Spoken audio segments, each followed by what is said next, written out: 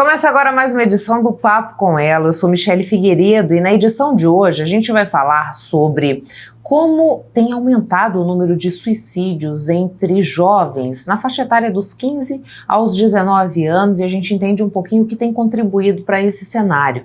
A gente discute também a influência das redes sociais e dos movimentos misóginos para o aumento da violência contra as mulheres aqui na sociedade real. Nas reportagens a gente traz dicas sobre esse momento de declaração do imposto de renda à pessoa física e também como tem aumentado o consumo entre jovens dos discos em vinil, uma prática que até então estava um pouquinho adormecida e que vem ganhando cada vez mais adeptos. Então você já sabe, pega o teu café e vem comigo acompanhar tudo que a gente preparou para você aqui no Papo com Ela.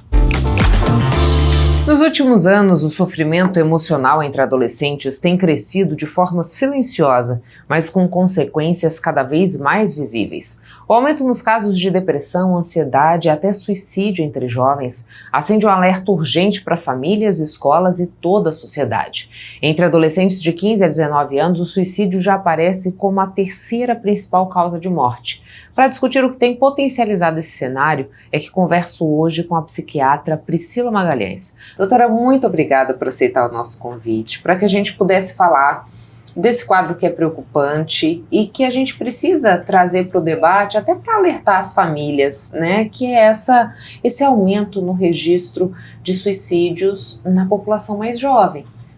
Estava até comentando com a senhora antes como eu fiquei impactada com a informação de que essa é a terceira causa de morte nessa faixa etária de 15 a 19 anos, né? Quando a gente pensa nesse aumento, o que pode ser apontado como indutores dessa situação? Michele, eu que agradeço o convite de estar aqui mais uma vez com você. Isso também é algo que me impacta muito, ver que vem crescendo, é uma realidade que está aumentando o índice de suicídio nessa faixa etária e não existe uma única causa. É um problema multifatorial, então ele envolve problemas socioeconômicos, socioafetivos, problemas familiares, violência. A gente tem que saber, né, que além disso tudo, a pessoa que comete suicídio, ela também pode estar adoecida mentalmente. E muitas vezes não existe um diagnóstico por conta de barreiras que são enfrentadas para conseguir acesso tanto a um atendimento, a um tratamento, a uma psicoterapia, um tratamento psiquiátrico, medicações. Então são diversas barreiras enfrentadas e que levam a essa consequência. Quando a gente pensa nas barreiras, doutora, aqui a gente está dizendo, por exemplo, da falta de uma estruturação de rede de saúde mental no Serviço Único de Saúde que esteja disponível para todas as pessoas, e se o caminho for buscar um atendimento particular, a renda da família fica muito comprometida nesse processo? Sim, você falou dois pontos, né, duas realidades, tanto no serviço público quanto no particular, e que os dois caminhos acabam sendo difíceis para todas as situações. Quando a gente fala de serviço público, nós sabemos que as filas são gigantes, intermináveis, né? Por mais que exista serviço de psiquiatria e psicologia no SUS, o acesso é difícil. E aí o paciente está lá naquela fila, naquela espera por um atendimento e ele não pode esperar. Ele não tem esse tempo. A população tende a negligenciar, de certa forma, o adoecimento mental, porque não é algo visível. É diferente de você estar com uma perna quebrada, que você precisa ali de uma cirurgia rápido, que tá todo mundo vendo aquele problema. O adoecimento mental, muitas vezes ele não é visível, mas ele está lá e está fazendo a pessoa sofrer. E ela não tem esse tempo para estar numa fila. Quando a gente fala de serviço particular, a outra barreira é o custo, né? Muitos pacientes não têm como arcar com aquele custo de um tratamento, que muitas vezes é um tratamento de longo prazo, não vai ser uma consulta, uma sessão de terapia, uma caixa de remédio, mas é um tratamento a longo prazo. E aí, falando em questão de medicamentos, são pouquíssimas as opções oferecidas na rede pública. de medicações psiquiátricas. Nós vamos falar um pouquinho mais para frente, né, de algumas causas que levam ao suicídio, que tem relação com a impulsividade. A gente vê que pessoas com TDAH têm uma impulsividade maior e que pode aumentar o risco de suicídio por esse motivo. E aí, no SUS, nós não temos nenhum medicamento para TDAH. Então, o acesso fica bastante dificultado mesmo nesse processo. E, doutora, a senhora falava pra gente assim, né, são multicausas que levam a esse desfecho, mas eu queria entender um pouquinho do impacto social da gente ver esses jovens atentando contra a própria vida, né? O que isso transmite para a sociedade? Qual é o prejuízo que a gente amarga enquanto formação social, enquanto força econômica, né? Porque assim, se a gente for pensar na grande engrenagem que movimenta esse conjunto social, o jovem é uma peça muito importante. Com certeza. Né? E ele desistir desse processo por alguma razão traz um impacto, né? Sim, com certeza. É um sofrimento tanto para quem está vivendo esse processo de adoecimento mental, né, o paciente que chega a cometer suicídio, como para quem fica, para a família que perde aquele ente querido, para os amigos, para os colegas. Então é um sofrimento que ele atinge todo mundo. E isso pode adoecer outras pessoas. A gente fala muito de prevenção ao suicídio, mas a gente tende a não falar da pós-venção, né, de tratar de quem fica, porque essa pessoa adoece também. E dentre essas questões que levam ao agravamento, tá na invisibilidade. Às vezes a pessoa ela tá dando sinais sutis, mas que não são perceptíveis. Então, falar sobre como identificar sinais de que a pessoa está adoecida, isso é muito importante, ser difundido isso na comunidade, nas escolas, nos serviços de saúde, palestras. Então a psicoeducação é imprescindível para isso, para a gente conseguir notar quando aquela pessoa não está bem, saber orientar da melhor forma. Muitas vezes a orientação errada, ela é pior do que você ficar quieto.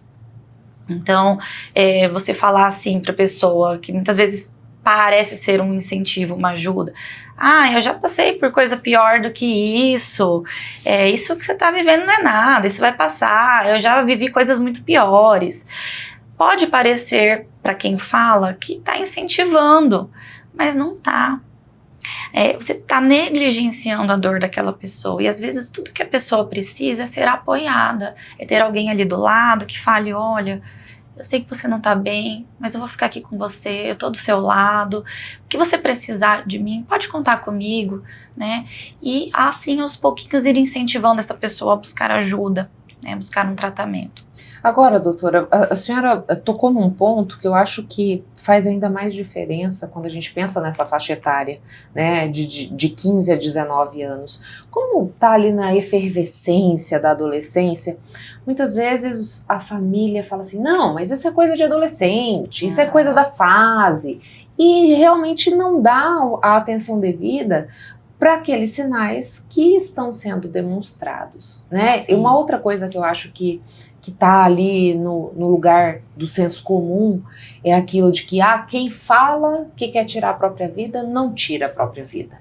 Então eu queria que a senhora pudesse falar um pouco sobre esses dois pontos. Sim, isso na verdade, essa fala é muito comum, a gente escuta muito, e não é verdade, né? Falar que quem vai cometer suicídio não avisa, mas a pessoa sim, ela avisa, ela dá muitos sinais antes disso acontecer. São raros os casos em que isso ocorre sem uma premeditação, ocorre de forma muito impulsiva. Isso não é a maioria, tá? A maioria dos casos, a regra, digamos, seria a pessoa que está num sofrimento arrastado até chegar nesse ponto, planejar e executar. Então, uma das coisas que a gente identifica, a gente pesquisa no paciente quando ele está manifestando sinais de suicídio, é a gente saber se a pessoa tem meios letais, se ela tem acesso a esses meios letais, se ela tem planejado, de que forma, né? Porque às vezes é um pensamento vago, eu preferia estar morto, eu preferia dormir e não acordar mais, mas não um planejamento. Não tem uma busca, né? Tem uma concretização daquilo. Exatamente. Agora, se a pessoa ela tem um pensamento suicida, ela tá num ambiente onde ela não se sente acolhida, um ambiente, às vezes, onde ela vive violência, um ambiente conflituoso, onde ela não se sente vista, apoiada, e aí ainda tem fácil acesso a meios letais. Por exemplo, mora num prédio, num andar alto, não tem rede de proteção, tem fácil acesso a materiais perfuro-cortantes, tem medicações fortes em casa, tem arma de fogo em casa, às vezes não é nem da pessoa, mas vamos supor, o jovem tem um pai que é policial e tem uma arma de fogo em casa, né? Então tem acesso a meios letais. Isso tudo aumenta a chance da pessoa cometer o ato. Assim como quem já tentou e não conseguiu, o risco de tentar novamente é muito maior. Então, aí cai por terra essa teoria de que quem avisa, quem tenta, não vai cometer suicídio. Porque quem já tentou uma vez e falhou, vai tentar de novo. A chance de tentar é muito maior. E doutora, a senhora falou pra gente do TDAH como um comportamento impulsivo que pode culminar na prática do suicídio. A gente ouve muito falar sobre ansiedade, depressão, que podem evoluir até a prática do suicídio. Sim. A senhora trouxe o TDAH agora para a conversa. Existem outros transtornos que também podem culminar nesse desfecho? Com certeza. Acredito que todos os transtornos psiquiátricos, eles levam a um sofrimento emocional, né? Senão não seria um transtorno.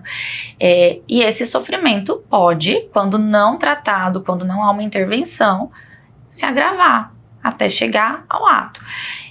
Mas quando a gente fala de comportamentos impulsivos, os transtornos que têm como principal sintoma a impulsividade, eles levam esse risco.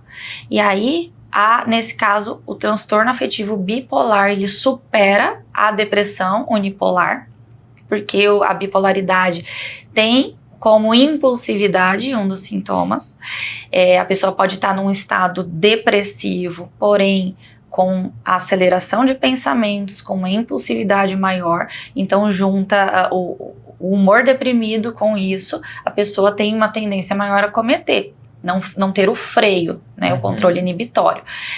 O TDAH é outra questão, porque são 3 sintomas principais no TDAH, que é a desatenção, a hiperatividade e a impulsividade. Claro que alguns pacientes vão ter o sintoma da desatenção mais prevalecente, outros da hiperatividade, mas tem os que são mais impulsivos. E aí, e nada impede da pessoa ter depressão e ter TDAH junto. Né? Então, junto essa impulsividade com o humor deprimido, também aumenta o risco.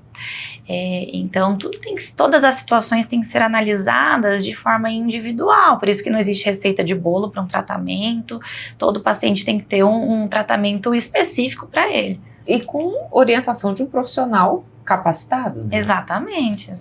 Doutora, uma outra questão que eu queria abordar com a senhora, porque se a gente olha para esse recorte que a gente está discutindo hoje, é uma população que nasceu no ambiente digital e que está muito envolvida em todas essas nuances oferecidas por essa terra que liga todos os cantos do mundo. Sim. Né? E aí a gente vê movimentos misóginos, a gente vê desafios que estimulam práticas que atentam contra a própria vida, a gente vê o cyberbullying acontecendo, né?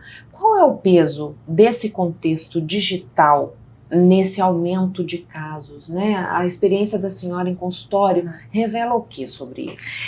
Olha, é algo que impacta demais, e não só nos jovens, acho que Todo mundo. Hoje nós, mesmo quem é da geração anterior, que viu a evolução da tecnologia, a gente também é impactado por isso, né, das redes sociais. Você falou de assuntos muito delicados aí, né, de cyberbullying, da questão desses desafios que a gente vê em grupos, na internet, mas mais comum do que isso tudo são as redes sociais ali, onde a pessoa acaba se comparando demais com o que está sendo colocado lá na mídia, né? Então são os influencers que mostram uma vida às vezes irreal, né? Porque as pessoas não vão postar o lado ruim da vida na rede social, só vai postar aquilo que é belo, aquilo que vai gerar likes e seguidores. Então cria-se a ilusão de que a minha vida não é boa. Nossa, eu tenho tantos problemas na minha vida, eu queria ser igual o fulano lá da internet, que é só festa, é só curtição, é só eventos e tudo mais. Então, a minha vida é um tédio. Eu sou um fracassado. E aí começa esse sentimento de comparação, de inadequação, de achar que não faz parte do meio, sendo que muita coisa ali tem que ser filtrada. E o jovem não tem essa maturidade para interpretar dessa forma, para entender que, olha, você tem que saber separar, todo mundo tem dias ruins na vida, todo mundo passa por problemas, todo mundo enfrenta desafios, e na rede social acaba sendo exposto só o lado bom, mas todo mundo tem algo por trás daquilo, ou até mesmo para a pessoa chegar naquele patamar de vida, batalhou muito, levou muitos não, sofreu muito, foram muitas quedas até chegar lá, mas isso não é mostrado. Então, talvez com a maturidade, com o avançar da idade, esse pensamento vai modificando, mas o jovem não tem isso. É isso que eu queria perguntar também. Se pelo fato de ainda ser um processo de amadurecimento, né, de formação cerebral, não sei se é essa a parte que o termo que se usa, mas nessa faixa etária é mais difícil controlar, doutor, essa ideação suicida, justamente por essa formação ainda do jovem? Se é mais difícil controlar, eu não vou ter essa resposta para você, porque é algo muito, muito individual. Mas eu digo assim, né, por conta de ainda estar num processo de crescimento, de amadurecimento, né? Isso de alguma maneira se mostra como algo mais presente, ou eu só vejo essa solução porque eu ainda não consigo manejar direito com todas essas emoções que estão me atravessando, né? Acho que uma boa explicação para essa sua pergunta seria assim, em relação o nosso córtex cerebral, ele se amadurece até por volta dos 21 anos de idade. Então, com 21 anos, nós ainda estamos crescendo. Digamos, nós ainda não estamos na fase adulta de amadurecimento mental. E junto com isso vem a questão da nossa inibição, nosso controle inibitório. Então nós temos impulsos, todos nós temos impulsos, temos pensamentos, vamos fazer tal coisa. Só que a gente controla aquilo, a gente vê a situação não é apropriada para isso. Eu não tô falando só de suicídio, tô falando para tudo na vida, né? E a gente consegue contrabalancear isso porque nós temos um controle inibitório mais eficaz. O jovem ainda não tem isso formado, então a impulsividade é maior.